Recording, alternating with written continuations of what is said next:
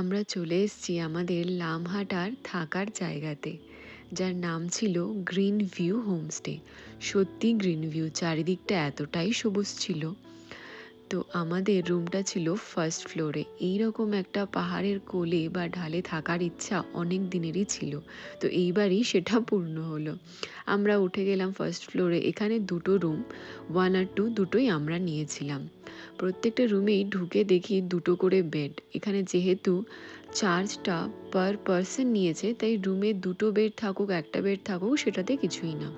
আর এই হোমস্টেটা কিন্তু বেশ অ্যাফোর্ডেবল, হয়তো অফ সিজন বলে তাই, বাট আমার মনে হয় আসল সিজনেও এটা অ্যাফোর্ডেবলই লাগবে তোমাদের। আর এই যে ভিউটা, এটার জন্যই তো ফার্স্ট ফ্লোরে রুমটা নেওয়ার। নিচেটা পুরো জঙ্গল, আর সামনে ওই যে জায়গাটা দেখা যাচ্ছে, এই জায়গাটা থেকে কিন্তু সুন্দর কাঞ্চনজঙ্ঘা ভিউ দেখার কথা। বাট যেহেতু এখন প্রচুর কুয়াশা, তাই আমরা দেখতে পাবো কিনা জানি না। নিচেটা দেখো, পুরো একেবারে গভীর জঙ্গল, পাহাড়ের ঢালে যে জঙ্গলগুলো হয় সেরকমই। আমি স্নান টান করে নিয়ে নিচেটা গিয়ে একটু দেখবো বলে দাঁড়িয়েছিলাম বারান্দা থেকে। হঠাৎ দেখি নিচে যেন কি একটা নড়ছে। একটু কৌতূহল হলো, প্রথমে ভাবলাম কুকুর হয়তো, তারপরে খেয়াল করে দেখি না, এই তো একটা বাচ্চা হরিণ ছিল।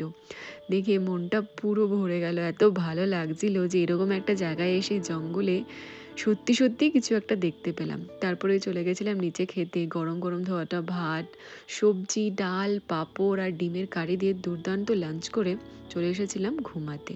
ঘুম যখন ভাঙলো তখন 7টা বাজে। বাইরেটা পুরোপুরি তাও তখনও অন্ধকার হয়নি, কিন্তু নিচের জঙ্গলটা ওটা পুরো অনেকটাই অন্ধকার লাগছিল। তারপরেই ওরা চলে এসেছিল আমাদের জন্য চা আর স্ন্যাক্স নিয়ে। স্ন্যাক্সে ছিল পকোড়া। প্রতিটা কথায় বলে বোঝানো যাবে না।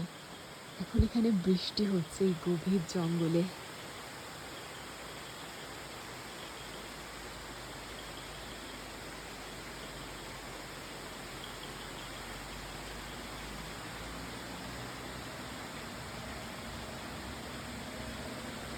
আর ডিনার চলে এসছে, ডিনার করতে যাব।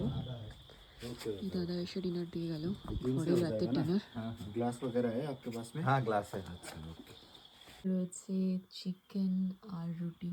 রুটির সাইজগুলো কিন্তু অনেকটা মোটা মোটা। আর পেঁয়াজ হলো। এবার শুয়ে পড়বো আমরা। এখন প্রায় 11টা বাজে।